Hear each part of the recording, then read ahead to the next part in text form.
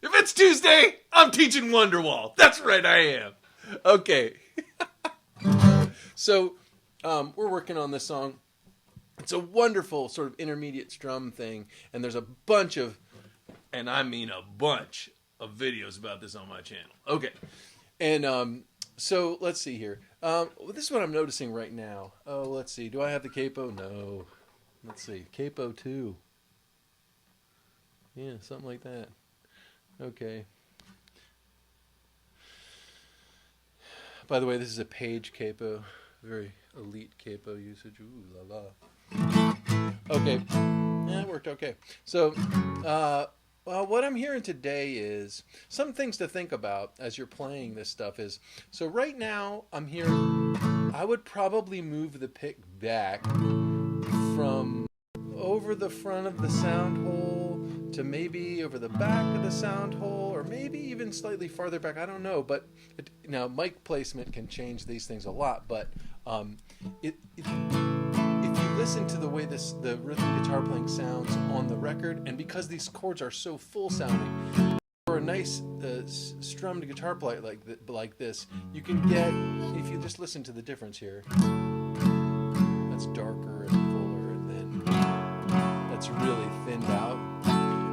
And so in the context of an electric guitar band, sometimes playing back here is really, really nice and desirable because you fill in some places in the frequency spectrum, the higher harmonics, that you don't get in quite the same way from the electric guitars. So all I'm saying is, for right now, to experiment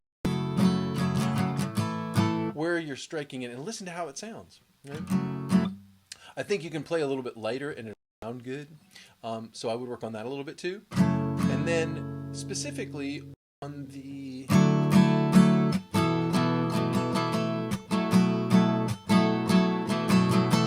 that's that little interlude that I have a video on. I would like to see you play that because it has this combination of mutes. Yeah, so this is this down, down, down, mute, up, down, mute, up, down, mute, up, down, right?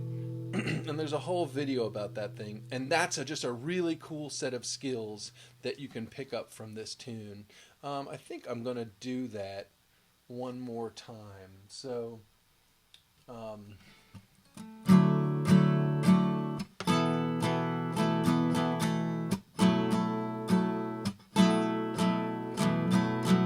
I think I'm going to do it real slow and just talk it through again. So we're going to go down, down, down, mute, up, down,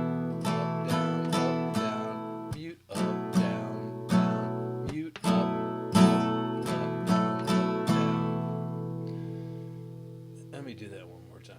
Down, down, down, mute, up. That's the first mute, right? You just down, down, down, mute, up.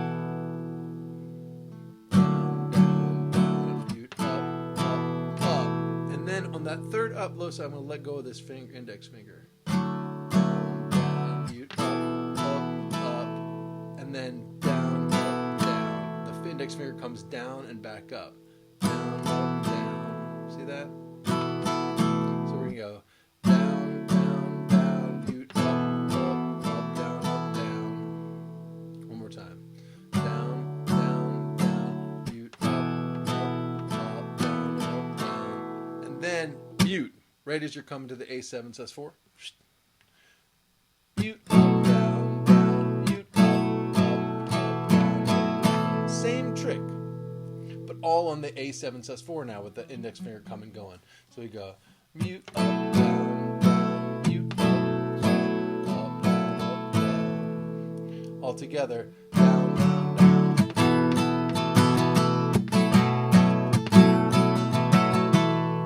Sounds good. It's a beautiful piece of guitar playing in this song. So I would have you work on that.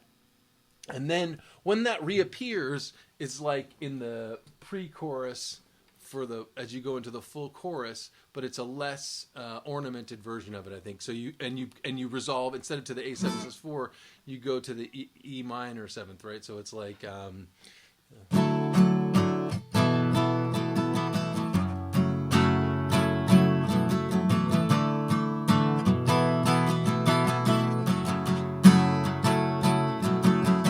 But you can basically play the same strum pattern. You could even include the mutes if you wanted to.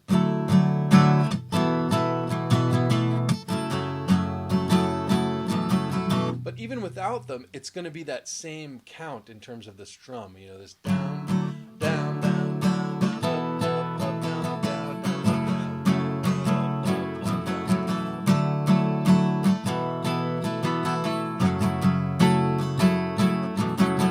It'll give your rhythm guitar playing on that part a little more variety, and it's a little closer to what you're going to hear on the record. And just some more skills to pick up with it.